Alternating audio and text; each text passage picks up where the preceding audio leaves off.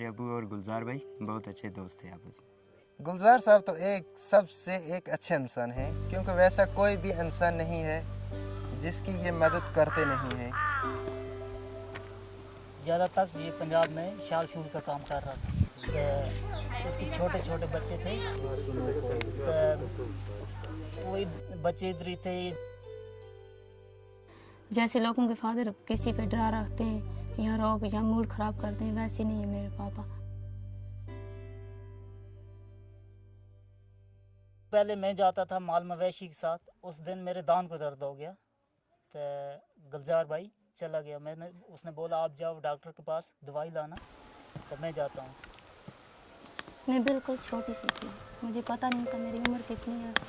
तो पापा गया, मुझे कहने लगा आप यहीं बैठो, तब तक मैं पूरे माल पशु को इकट्ठे करके हम वापस ले जाएंगे।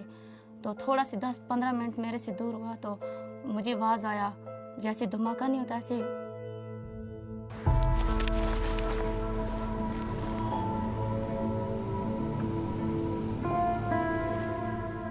उधर कोई बोर्ड शोर्ट नहीं लगा था, ये पीछे से आ गया नीचे। इसका सोचो मैन पर पैर एक पाँव लग गया तो चला गया।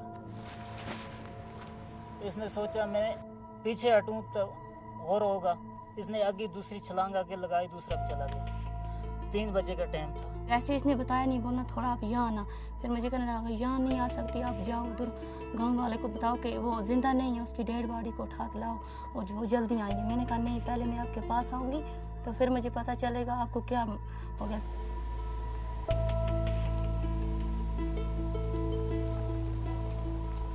हम तो ना बेहोश हुए ना तो हम नीचे पड़े, हम खड़े रहे। हमारे में इतनी ताकत थी, 16 पॉइंट खून था, जिसमें हम खून निकलते निकलते तो भी बच गए हम। माल मवेशी था, फिर मेरे आले दाले माल मवेशी इकट्ठा हो गया, वो बोलने लगे तो मैं सुकूनत में बैठा। मैंने ऊपर अपनी टांगें पकड़ के फिर उसको 2 जगह, एक टांग को बंदेज किया, 2 जगह दूसरे को इधर से भी बांधी और यहाँ से भी बांधी और कमर भी बांधा, तो फिर मेरी पूरी मजबूती आ गई। और जब से 10 मिनट में बेहोश हो जाता था, मुझे एक फरिश्ते जैसे आते थे, वो कहते थे बाबा खुदकशी नहीं करनी। जब आप खुदकशी करोगे तो ना तो आपका जनाजा होगा, ना तो आपकी कब्र होगी, ना तो ये जहान होगा, ना तो वो जहान होगा, आप जहन्नम में जलोगे। उसके बाद फिर जैसे कि मुझे सफ़ेद पगड़े वाले आदमी 2-2 खड़े होकर हमारी कांच के नीचे हमें जैसे सपोर्ट सोटी की होती है, ऐसे सपोर्ट देकर हमें खड़ा करते थे, हमें सहारा देते थे कि दुनिया की कौन सी चीज़ आपको मिलेगी।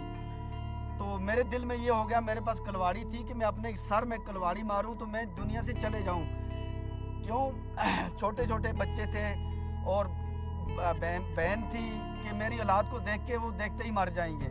तो मेरी बच्ची साथ में थी। जब मुझे ये माइन ब्लास्ट हुआ, मैंने फेरन था मेरे पास, मैंने फेरन डाला, उसको मैंने अपनी शक्ल, इन टांगों की शक्ल तक भी नहीं दिखाई, जब तक वो उसने 50-100 आदमी को इकट्ठा किया, फिर मुझे उठा के लाया।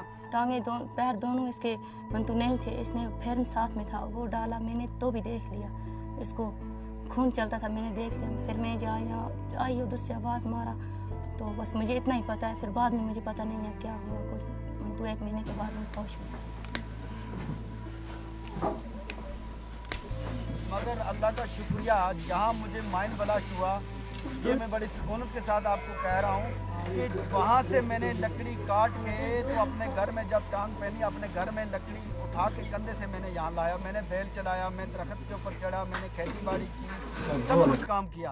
अफायर दर्द किया था, हमारा अफायर अच्छा था, और जो हमारे पर गुजरी थी वैसे ही था अफायर, उसमें हम कामयाब हुए। उसमें हमने डिफेंस गवर्नमेंट को केस किया, हम जीत। उस केस के बारे हम बच्चों को आगे बढ़ाते हैं, मगर हमारे बाप ने और भाई ने हमारे को 7 केस किए, जिसमें वो पैसा सब उसी में चला गया। इस काम करने में ऐसी तसल्ली है कि मैं खुद सोचता हूँ, जब मेरा ये केस पास हो गया, मेरी सांस खुल गई, ये सब की सांस खुलनी चाहिए और सब अपने अपने कदमों पर खड़े हो सकते हैं।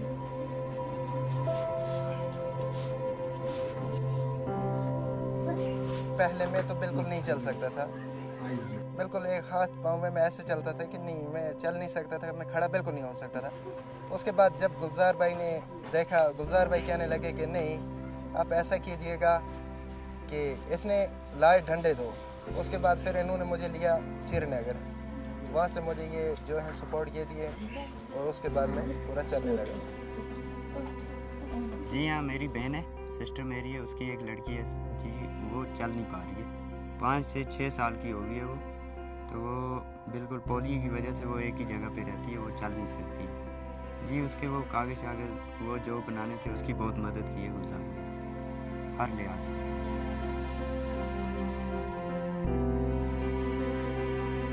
मैं विकलांग था मगर मैं अपने आप को समझता नहीं था, क्योंकि जिसके पास बाजू है, जिसके पास ज़बान है, जो चलता है वो विकलांग नहीं उसको कहते हैं।